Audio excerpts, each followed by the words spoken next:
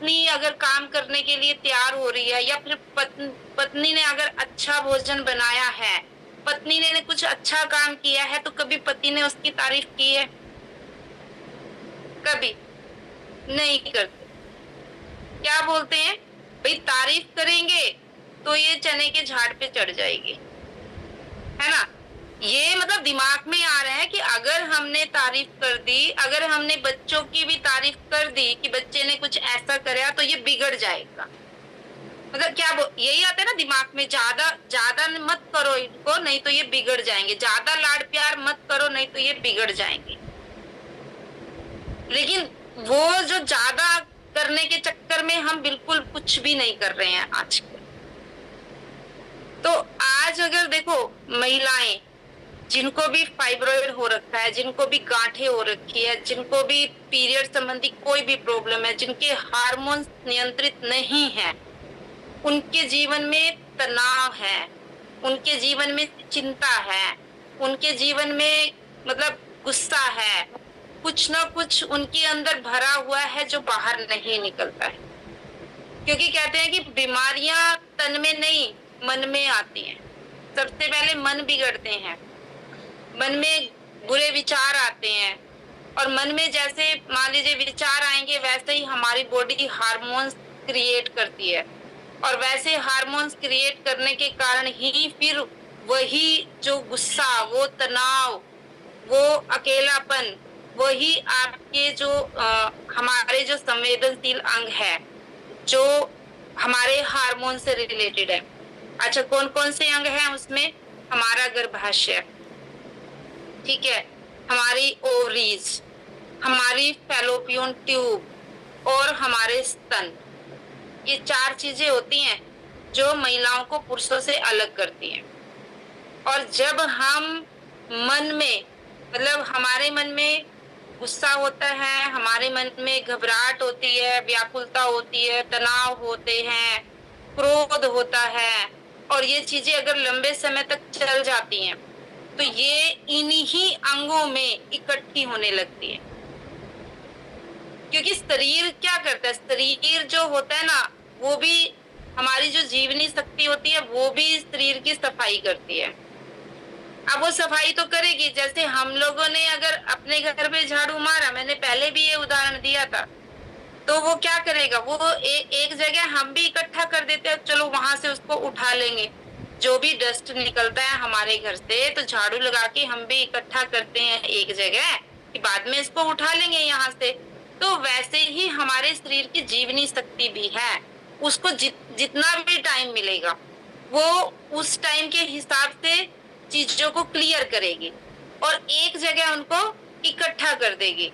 अब उसको रोज बहुत ज्यादा सफाई करनी पड़ रही है और बहुत ज्यादा कचरा हो गया, अब वो क्या करेंगे, वहीं ढेर लग जाएंगे कूड़े के, और वही चीजें फिर बाद में गांठों में तब्दील हो रही है। किसी को ब्रेस्ट में गांठें बन रही हैं, किसी को ओवरी में गांठें बन रही हैं, किसी को यूट्रस में गांठें बन रही हैं। तो वो एक दिन की नहीं है, एक दिन की समस्या से के कारण नहीं हुआ है, वो लंबे समय के अवसाद के कारण हुआ है। कमी कहाँ है? कमी हमारे देखो, आप लोग खुद रियलाइज करो कि आपने खुल के कब बात की थी अपने परिवार में, आपका परिवार एक साथ में, आपके बच्चे, आप और आपके पति एक साथ, कब हम आधा घंटा बैठ के हमने बातें की हो बिना मोबाइल के?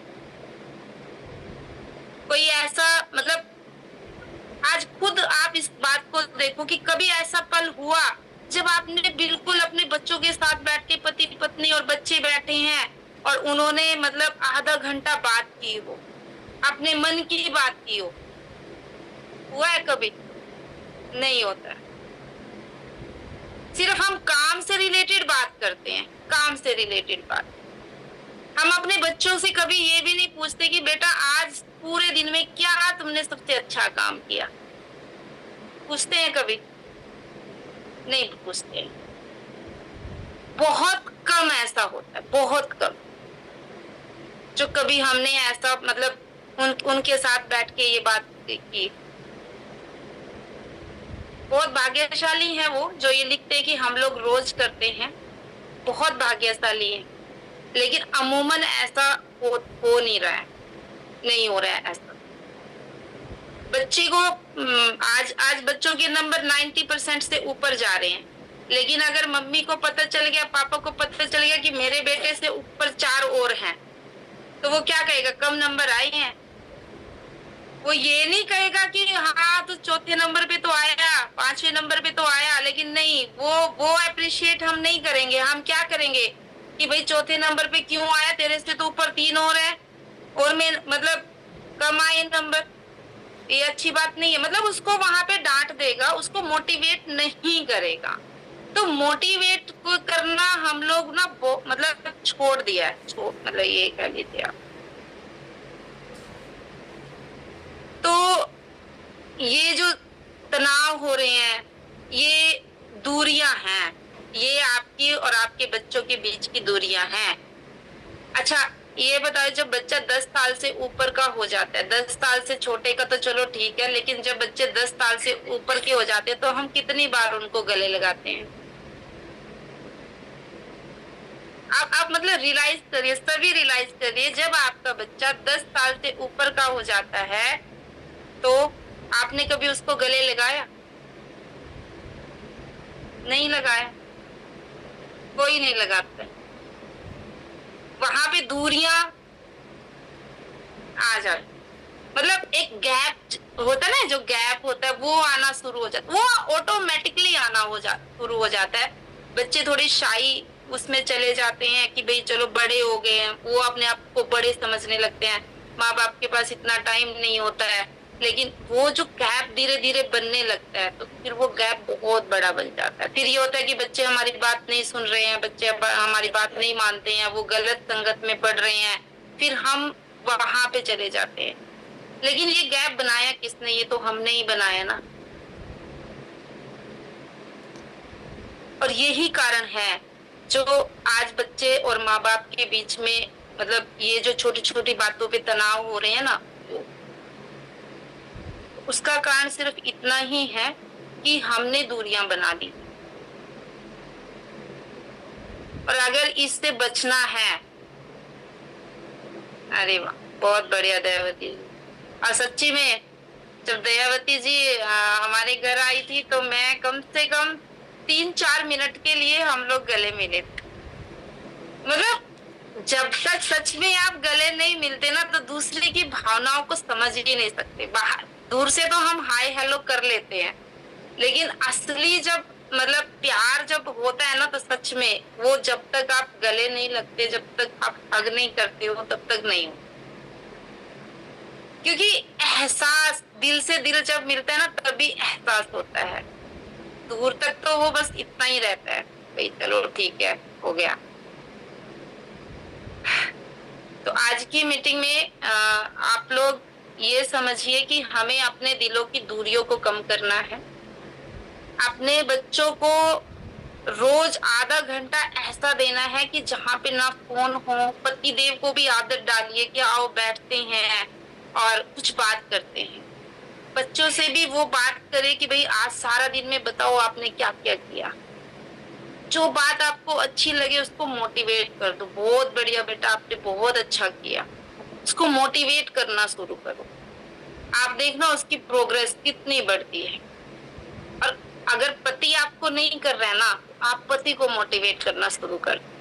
सच में अच्छे कपड़े पहने हैं तो थोड़ी सी तारीफ कर दो। हम ही शुरू कर सकते हैं ना। तो देखो यहाँ पे क्या है, सारी पत्नियां ही हैं, पति तो है नहीं, क्योंकि हमारी मजबूरी है भाई, क्योंकि हम लोग यहाँ पे अकेले ही इस में काम कर रहे हैं, पति सब अपने, नहीं तो दोनों होते तो दोनों को हम बोलते, लेकिन आज हम दोनों नहीं है तो हम एक को बोल रहे हैं। तो अगर आपको लग रहा है कि भाई वो भी मुझे मोटिवेट करे, वो भी मान लीजिए हमारी प्रशंसा करे, तो हमें पहला कदम खुद ही उठा लेना है। हमें खुद ही उनकी कोई भी बात को अप्रिशिएट कर देना है, कोई भी बात को। और धीरे धीरे आप उनको करोगे ना तो यही चीजें धीरे धीरे हमें मिलनी शुरू हो जाएगी। और हमारे घर में मतलब फिर जो माहौल बनेगा ना, आप कल्पना भी नहीं कर सकते हो। फिर आपको किसी भी मेडिसिन की जरूरत नहीं पड़ेगी, फिर कभी आपके सिर में दर्द नहीं होगा, फिर कभी आपकी कमर में दर्द नहीं होगा, क्योंकि ये दर्द होता ही तभी है जब तनाव होते हैं। अच्छा ये बताइए, किसको कहानी सुनाना आता है? कोई कहानी सुनाना किस किस को आता है? आता है किसी को कहानी सुनाना?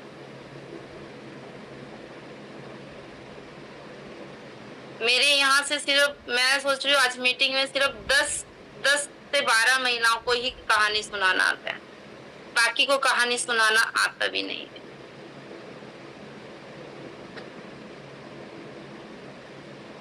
मतलब ये सच्चाई है, इसमें कोई ये नहीं है कि भाई मैं अगर ये बोलूंगी कि मुझे नहीं आता है तो मतलब कोई क्या सोचेगा, नहीं। लेकिन कहानी सुनाना बहुत बढ़िया बात है, बहुत बढ़िया, क्योंकि कहानी के जरिए हम अपने बच्चों को बहुत अच्छे से मोटिवेट कर सकते हैं और उनके साथ समय भी बिता सकते हैं। दोनों ही चीजें होती है इसमें। हम अपने बच्चे के साथ समय भी बिता रहे हैं, हम अपने बच्चे को मोटिवेट भी कर रहे हैं, और तीसरा क्या कर रहे हैं, हम उनके साथ खुल के बात भी कर रहे हैं। जब एक कहानी से शुरुआत होती है तो क्या होता है, फिर हम खुल के बात करना शुरू कर देते हैं। फिर वो गैपिंग नहीं रहती, फिर वो नहीं रहता कि बच्चा क्या सोचेगा, मम्मी क्या, मतलब वो सारी चीजें नहीं होती, और बच्चा खुद आपके पास आता है और वो बोलेगा कि अच्छा मम्मी आज क्या सुनाने वाली हो। तो ये शुरुआत आप सभी ने करनी है, और खासकर उनको तो जरूरी करनी है जिनको फाइब्रॉइड, गांठें और ये सारा कुछ हो रखा है। सच में ये भी उनकी मेडिसिन है, क्योंकि उनकी भावनाओं को हमने खोलना है। ये सारी चीजें, तो कहानी सुनाना शुरू करो, ठीक है। सबसे पहले बहुत हेजिटेशन होगी, सच में होगी, क्योंकि बच्चे कहेंगे आज मम्मी को क्या हो गया, आज मम्मी कहाँ से कहानी लेके आई है, क्योंकि उन्होंने सुनी नहीं है आपके मुंह से अभी तक। तो वो सोचेंगे कि आज तो कुछ नया हो रहा है, लेकिन उनको धीरे धीरे अच्छा लगेगा। और कहानी नहीं है तो बातें ही कर लो, ठीक है ना, फिर बातें ही कर लो, लेकिन करो जरूर। देखिए जिनको नहीं भी है, मैं मानो 40 के बाद, 40 साल की एज के बाद आज ना कोई 2 या 3% ही महिलाएं बची हुई हैं जिनको ये चीजें नहीं हो रही हैं। ये भी सच्चाई है, और उसमें हम भी आगे आ सकते हैं। तो अगर इन चीजों से बचना है तो फिर कन्वर्सेशन शुरू करनी है, बोलना शुरू करना है, क्योंकि मैंने आपको बताया था महिलाओं में ऐसा एक गुण है, ऐसा एक हार्मोन्स है जो हमें बातें सुनाने के लिए प्रेरित करता है। और अगर हमने सुना दिया, मतलब अगर महिलाओं ने सुना दिया, तो चाहे वो बच्चों को सुना रही है अपने मन की बात, चाहे कहानी के जरिए, चाहे उन्होंने हंस दिया, बच्चों के साथ टाइम स्पेंड कर लिया, चाहे अपने पति को बता रही है, तो वो खाली हो जाती हैं। तो आप लोगों का खाली होना बहुत जरूरी है, और खाली होने के लिए हमें दूसरों का सहारा नहीं लेना है, अपनी फैमिली का ही सहारा लेना है। और ये नेचुरली है, इसमें कोई ये भी नहीं है कि भाई ये जानबूझ के हो रहा है, नहीं, ये नेचुरली है। आपके अंदर वो हार्मोन्स नेचुरली बन रहा है, आपको नेचुरली ये चीजें आती है कि आज मैं किसको सुनाऊं, आज मेरी मतलब मेरे साथ ये हुआ। आपके साथ कोई अच्छी बात होगी तब भी आपको लगेगा कि अच्छा मुझे ये बतानी है, और उसमें उसको एक छोटी सी बात को ना आप इतनी बड़ी बना के बताते हो। छोटी सी बात होती है जो एक ही वाक्य में पूरी भी हो जाती है, लेकिन उसमें हमें मजा नहीं आता। हमें जब तक वो पूरी 5-7 लाइनें हम नहीं उसकी बोल देंगे तब तक हमारे मन को चैन नहीं पड़ता। और ये क्योंकि ये हमारे अंदर है, ये नहीं है कि भाई हम जानबूझ के ऐसा कर रहे हैं, नहीं, ये हमारे अंदर है। एक और बात, कितनी महिलाओं ने मतलब कितनी महिलाएं यहाँ पे रोज अपनी मनपसंद का गाना सुनती हैं? कितनी महिलाएं हैं रोज वो अपने मनपसंद का गाना सुनती भी है और गुनगुनाती भी है। नंदिता को छोड़ के, नंदिता जी हर मौके पर अपना मतलब वो चीज करती हैं, वो बहुत अच्छे से गुनगुनाती भी है और वो मतलब सुनाती भी है, और वो आनंद लेती है इस चीज का। ये सही है। बाकी और बहुत सारे हैंड रेज आए हैं, बहुत बढ़िया। अनामिका जी, कुसुम जी, दयावती जी, बहुत बढ़िया। देखिए ये हमारी हार्मोन्स में है, गाना सुनना। ये जो संगीत है ना, ये स्पेशली बनाया ही महिलाओं के लिए है, और ये तनाव कम करने का बहुत अच्छा तरीका है। जब भी मैंने पिछली मीटिंग में भी बताया था कि लेडीज संगीत बना ही लेडीज के लिए है, और वो उसके लिए जरूरी है। ये जो हमारे ऋषि मुनियों ने जो भी परंपराएं चला रखी है ना, ये शादी ब्याह में ये जो गाना बजाना, ये जो भजन कीर्तन, और इसमें मोस्टली 90% इसमें महिलाएं होती हैं। वो बनाया ही इसलिए है कि हम लोग अपनी भावनाओं को व्यक्त कर दें, चाहे वो गाने के माध्यम से व्यक्त कर दे, चाहे हम किसी बात के माध्यम से व्यक्त कर दें। ये बनाया ही इसीलिए है।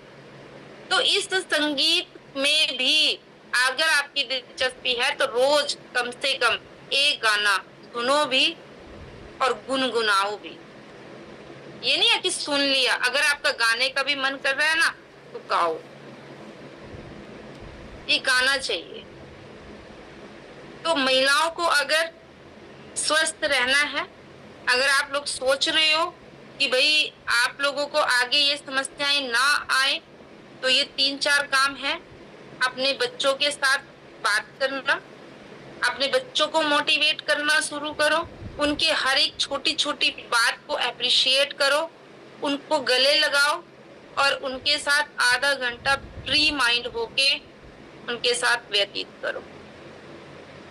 दूसरी बात, अपने अपने मनपसंद का अपने संगीत सुनना है, और अपने घर में एक सकारात्मक माहौल बनाना है।